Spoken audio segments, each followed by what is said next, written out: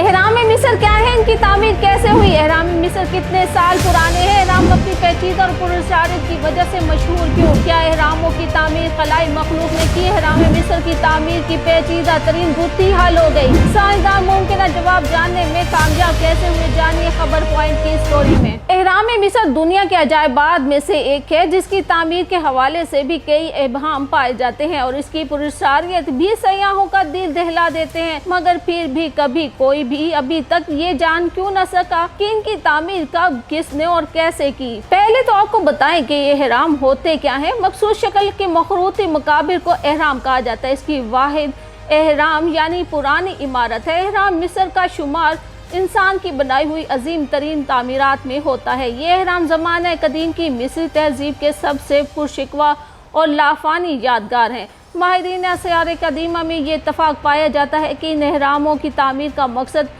فرعون مصر اور شاہی خاندان سے تعلق رکھنے والے دیگر افراد کا مدفن تھا۔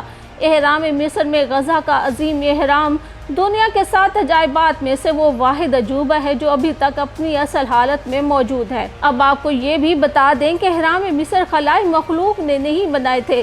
مصر میں پہلے احرام کی تعمیر کو 4500 سے زائد سال گزر چکے ہیں اور مصر میں 100 سے زائد احرام موجود ہیں۔ ہر احرام ایک تعمیراتی معجزہ ہے جس میں سب سے بڑا احرام گیزا کا ہے جو فرعون خوفو اور خوفس کے نام سے بنایا گیا۔ یہ احرام 139 میٹر اونچا ہے اور اس کی تعمیر میں پتھر کے 20,300,000 سے زائد ٹکڑے استعمال کیے گئے ہیں جن میں سے ہر ایک کا وزن کئی ٹن ہے۔ ایسی شاندار عمارتیں، مگر یہ یقین کرنا آسان نہیں کہ اس وقت تکنیکی آلات کے بغیر لوگ ایسی پائیدار عمارتیں بنا سکتے تھے، لیکن وہ کامیاب ہوئے۔ صدیوں پرانے احرام مصر عرصے سے لوگوں اور سائنسدانوں کی توجہ کا مرکز بنے ہوئے ہیں۔ عرصے سے سائنسدانوں کے لیے سوال معمہ بنا ہوا ہے کہ ہزاروں سال قبل کس طرح قدیم مصر میں اتنے بڑے احرام تعمیر کیے گئے، مگر اب اس کا ممکنہ جواب بھی سامنے آ گیا ہے۔ ماہرین نے صحرا کے نیچے دبی دریائے نیل کی ایسی شاخ دریافت کی ہے جو ہزاروں سال قبل 30 سے زائد احرام کے گرد بہتی تھی۔ اس دریافت سے یہ معمہ حل ہوتا ہے کہ کس طرح قدیم مصریوں نے احرام تعمیر کرنے کے لیے بہت وزنی پتھر وہاں تک پہنچائے۔ 40 میل لمبی دریا کی یہ شاخ نامعلوم عرصہ قبل گیزا کے عظیم حرم اور دیگر احرام کے گرد بہتی تھی۔ یہ ہزاروں سال قبل صحرا اور زرعی زمین کے نیچے چھپ گئی۔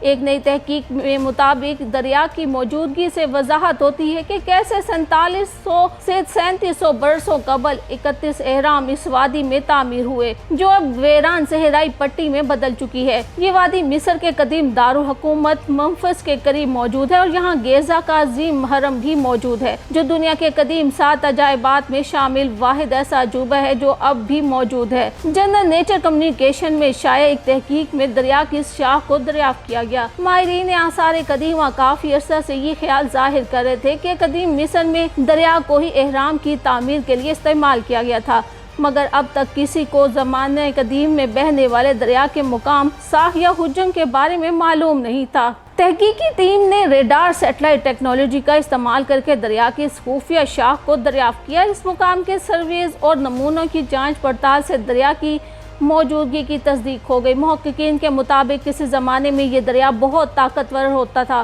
مگر ممکنہ طور پر 4200 سال قبل قحط سالی کے باعث وہ ریت میں چھپنا شروع ہو گیا۔